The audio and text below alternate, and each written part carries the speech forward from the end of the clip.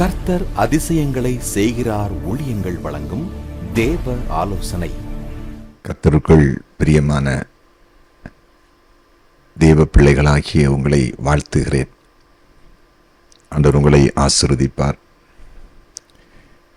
தேவ ஆலோசனை மூலமாய் நிச்சயமாய் உங்களுக்கு கர்த்தர் நல்ல ஆலோசனைகளை தந்து உங்கள் வாழ்க்கையை மேன்மைப்படுத்துவார். இந்த நாளில் தேவ ஆலோசனைக்காக நாம் தெரிந்து கொண்ட வேத வசனங்கள் யாக்கோபு 1 அதிகாரம் 1 முதல் 5 வசனங்கள். யாக்கோபு 1 முதல் 5 வசனங்கள். தேவனுக்கும் கர்த்தராகிய இயேசு கிறிஸ்துக்கும் ஊழியக்காரனாகிய யாக்கோபு சிதறியிருக்கிற 12 கோத்திரங்களுக்கும் வாழ்த்து சொல்லி எழுதுகிறதாவது: என் சகோதரி, நீங்கள் பலவிதமான சோதனைகளில் அகப்படும் போது உங்கள் விசுவாசத்தின் பரீட்சையானது பொறுமையை உண்டாக்கும் என்று அறிந்து அதை மிகுந்த சந்தோஷமாய் எண்ணுங்கள். நீங்கள் ஒன்றிலும் குறைவுள்ளவர்களாயிராமல் பூரணராயும் நிறைவுள்ளவர்களாயும் இருக்கும்படி பொறுமையானது பூர்ண கிரியை செய்ய கடவது. உங்களில் ஒருவன் ஞானத்தில் குறைவுள்ளவனாயிருந்தால் யாவருக்கும் சம்பரமாய் கொடுக்கிறவரும் ஒருவரையும் கடிந்து கொள்ளாதவருமாகிய தேவனிடத்தில் கேட்க கடவன், அப்பொழுது அவனுக்கு கொடுக்கப்படும். இன்றைய தேவ ஆலோசனையின் தலைப்பு சோதனை நேரத்தில் ஞானம் அவசியம். சோதனை நேரத்தில் ஞானம் அவசியம். இந்த 5 வசனங்களை நீங்கள் சேர்த்து வாசித்து பார்த்தால் அப்போஸ்தலனாகிய யாக்கோபு இந்த நிருபத்தில் ஒரு மனிதன் அல்லது ஒரு மனுஷி சோதனையில் அகப்படும்போது அவங்களுக்கு பொறுமை வேண்டும் என்பதையும், அந்த சோதனை நேரத்தில் அந்த சோதனையிலிருந்து தப்பிப்பதற்கு தேவையான ஞானத்தை கேட்டு பெற்றுக்கொள்ள வேண்டும் என்று தான் இதில் எழுதப்பட்டிருக்கிறது. 5 வசனத்தில் நீங்கள் பொறுமையாய் வாசித்தால் அது உங்களுக்கு புரியும். அதாவது பலவித சோதனைகளில் அகப்படும் போது நாம் கர்த்தருக்குள் நடத்தப்பட்டு கொண்டிருந்தாலும், நாம் திருச்சபையோடு இணைந்து கர்த்தரை மகிமைப்படுத்தி கொண்டிருந்தாலும், ஆண்டவருக்கு சாட்சியாய் வாழ்ந்து கொண்டிருந்தாலும், நம்முடைய வாழ்வில் சில சோதனைகள், சில போராட்டங்கள், நெருக்கங்கள் கடந்து வந்துவிடும். எல்லாருடைய வாழ்க்கையிலும் கடந்து வரும். இந்த சூழ்நிலையில் இந்த நேரத்தில் முதலாவது நமக்கு பொறுமை அவசியம். அவசரப்பட்டு எதையும் செய்துவிடக்கூடாது. ரொம்ப பொறுமையாக நம்ம இருக்கணும். பொறுமையாக காரியங்களை நடப்பிக்கணும். அதன் பிறகு நமக்கு விசேஷித்த ஞானம் அவசியம். இப்போ பார்த்தீங்கன்னா சில நேரங்களில் பிள்ளைகளை திருமணம் செய்து கொடுத்துருப்போம். நம்ம ஜெபம் பண்ணி தேவ ஆலோசனை கேட்டு அல்லது ஊழியக்காரங்கிட்ட கேட்டு அல்லது நாம் விசாரித்து கிறிஸ்தவ குடும்பம்தான் அப்படின்னு சொல்லி பார்த்து எடுத்து திருமணம் செய்து கொடுப்போம். திருமணம் செய்து கொடுத்தா எப்படி ஆனாலும் கொஞ்ச நாளைக்குள்ளே ஒரு சில மாதத்துக்குள்ளே ஏதாவது சில பிரச்சனைகள் அந்த ஃபேமிலியில் வரும். ஒன்றில் கணவன் மனைவிக்குள்ளே சில காரியங்கள் வரும், மனஸ்தாபங்கள், அல்லது அந்த குடும்பத்திலே தகப்பன் தாய் மூலமாய் சில பிரச்சனைகள் வரும், உடன்பிறப்புகளினால் சில பிரச்சனைகள் வரும், அல்லது பணப்பிரச்சனை இருக்கும், அல்லது பிள்ளைகளுக்கு போட்ட நகையை ஆபரணத்தை அடமானம் வச்சுட்டாங்க, விற்றுட்டாங்க, அல்லது அதை எதாவது கேட்டாங்க அப்படின்னு ஏதாவது ஒரு மனஸ்தாபங்களும் கஷ்டங்களும் வரும். அப்போ இந்த நேரத்தில் இது அந்த பிள்ளைகளுடைய தாய் தகப்பனுக்கு தகவல் கிடைக்கும். அப்போ அந்த பிள்ளைங்க சில நேரத்தில் இப்போ ஒரு குடும்ப தலைவனர் இருக்கிற அந்த சகோதரன் அல்ல அந்த சகோதரி, நாங்கள் இனி சேர்ந்து வாழ மாட்டோம், அப்படி பண்ணிட்டார், இவர் இப்படி பண்ணிட்டார்னு ஒருவருக்கு ஒரு குற்றம் சாட்டி இதை பெற்றோர்கள்கிட்ட சொல்லும்போது பெற்றோர்கள் அவசரப்படக்கூடாது. இந்த பிரச்சனையை எப்படி சால்வ் பண்ணலாம் என்கிற ஞானத்தை, அறிவை, புத்தியை இயேசுப்பாட்ட கேட்கணும்.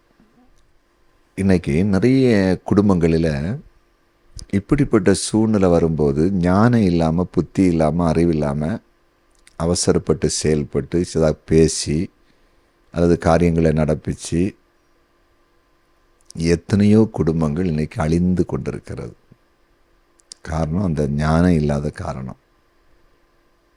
உடனே அவசரப்பட்டு போலீஸ் ஸ்டேஷனுக்கு போய் கம்ப்ளைண்ட் பண்ணுவது, வக்கீலை வச்சு ஷூட் நோட்டீஸ் அனுப்புவது, அல்லது ஃபோனில் அவசரப்பட்டு மாறி மாறி ஒருவருக்கொருவர் திட்டுவது, இப்படியெல்லாம் வந்துடும். இது பொறுமையும் ஞானமும் இருந்துச்சுன்னா அந்த காரியத்தை அழகாக நம்ம டீல் பண்ணுவோம். அந்த ஃபேமிலிக்குள்ள ஒரு சமாதானம் வரும். இதே போல் தான் ஒரு பிஸ்னஸ் பண்ணினாலும் பிரச்சனை இருக்கும், ஒரு கம்பெனி நடத்தினாலும் பிரச்சனை இருக்கும், ஒரு ஸ்கூல் நடத்தினாலும் பிரச்சனை இருக்கும், ஒரு கல்லூரி நடத்தினாலும் பிரச்சனை இருக்கும். அப்போ அந்த பிரச்சனைகள், சோதனைகள் வரும்போது, அந்த சோதனையாகிய பிரச்சனைகள் வரும்போது அதை எப்படி அதை சால்வ் பண்ணணும், எப்படி பேசணும் என்கிறதுக்கு விசேஷத்த ஞானம் வேணும். இல்லைன்னா அதை அந்த இடத்துல அதை நிறைவாக செய்ய முடியாது. பெரிய பிரச்சனையாக மாறி அந்த ஸ்தாபனங்கள், தொழில்கள், வியாபாரங்கள் எல்லாம் அழிந்து போய்விடும். அப்படி அழிக்கப்பட்ட அநேகர் உண்டு. கர்த்தருக்கு ஊழியம் செய்தாலும் அப்படி தான். ஒரு சுவிசேஷராக நீங்கள் இருக்கலாம். ஆண்டவர் சுவிசேஷத்தை அறிவிப்பதற்கு பெரிய அளவில் தரிசனம் கொடுத்து, சில கட்டமைப்புகளை கொடுத்து, ஒரு சிலர் உங்களோடு இணைத்து அப்படிலாம் நீங்கள் செய்ய ஆரம்பிச்சுன்னா நிறைய பிரச்சனை இருக்கும். நீங்கள் ஒரு சபையை நடத்த விரும்பினீங்கன்னா, கர்த்தர் உங்களை நடத்த வச்சாருன்னா, நீங்கள் நினைக்கலாம் ஒரு சர்ச்சு ஃபார்ம் பண்ணுறது, ஒரு சபையை நடத்துறது, கொஞ்சம் குடும்பங்கள் ஆண்டவர் தரமாட்டாரா, எவ்வளோ அழகாக சமாதானமாக போகலான்னு. சமாதானம் எல்லாம் போக முடியாது. 1000 பிரச்சனைகள் அங்கே உள்ள வரும். நீங்கள் விசுவாசிகள்னால நிறைய பிரச்சனைகளை சந்திக்க வேண்டியது இருக்கும் மாறி மாறி. ஒரு விசுவாசி குறித்து குறை சொல்கிறது, அல்லது பாஸ்டர் உங்களை பற்றி என்கிட்ட இப்படி சொன்னார் இதை மாற்றி சொல்லுவது, இப்படியெல்லாம் பெரிய குழப்படி இருக்கும். சபைக்கு வர விசுவாசிகள் எல்லாம் கர்த்தரை குறித்து பயமுள்ளவங்களாக இருக்க மாட்டாங்க. வெளியில் இருக்கும்போது எப்படி துணிகரமான காற்று செய்து கொண்டு இருந்தாலும் அப்படியே சபைக்குள்ள செய்வாங்க. கடுமையான கோபம் வரும் பாஸ்டருக்கு. அப்போ அதை அழகாக டீல் பண்ணணும், எப்படி பண்ணலாம் அப்படிங்கிற. அதே போல் உடன் ஊழியர்கள் இருந்தால் பல வருஷமாக கூட இருப்பாங்க, அவங்களுடைய நடவடிக்கைகள் சரியாக இருக்காது. அந்த கடந்து வந்த பாதைகளை மறந்துருப்பாங்க. ஊழியத்தில் வரும்போது எப்படி வந்தாங்க, கர்த்தர் இப்போ எப்படி அவங்கள நடத்துகிறார், எப்படி ஆசீர்வச்சிருக்காரு, அதெல்லாம் மறந்து மாம்சத்துக்குள்ளே வந்துடுவாங்க. 4 பேர் பழக்கம் கிடச்சுன்னா அவங்களுக்கு கூட சேர்ந்து தெய்வீக அந்த பிரசனத்தை இழந்து, தெய்வ தரிசனத்தை இழந்து நிறைய காரியத்தை செய்வாங்க. இப்போல்லாம் ரொம்ப டென்ஷன் ஆகிடுவாங்க பாஸ்டர்ஸ். இப்போல்லாம் ஞானம்தான் அவசியம். அதனால் ஞானம்னா ஊழித்து வரும்போதே கர்த்தர் கொடுக்குற ஞானம் வேறு, அது காமனாக கொடுத்துருப்பார். இந்த இக்கட்டுகள், நெருக்கம், சில சோதனைகள் வரும் பாருங்க, அந்த நேரத்தில் அதை எப்படி அதிலேருந்து வெளியே வருவது, அதை பிரச்சனை சால்வ் பண்ணுவது, அந்த ஞானம் அது அந்த நேரம் ஆண்டவர்கிட்ட கேட்கணும் பொறுமையாக. அதுதான் முதல்ல கேட்கணும். அப்போ ஆண்டவர் நமக்கு அந்த ஞானத்தை கொடுத்து அந்த காரியத்தை எப்படி செய்யலான்னு சொல்லி அதை செய்ய வச்சு நம்ம கொடுக்கப்பட்ட தரிசனங்களை மேன்மைப்படுத்தி நடத்த வைப்பார். ஞானமாக செயல்படாதனால எத்தனை பிஸ்னஸ் அழிஞ்சிருக்கு தெரியுமா, எத்தனை குடும்பங்கள் அழிஞ்சிருக்கு தெரியுமா, எத்தனை ஊழியங்கள் அழிஞ்சிருக்கு தெரியுமா.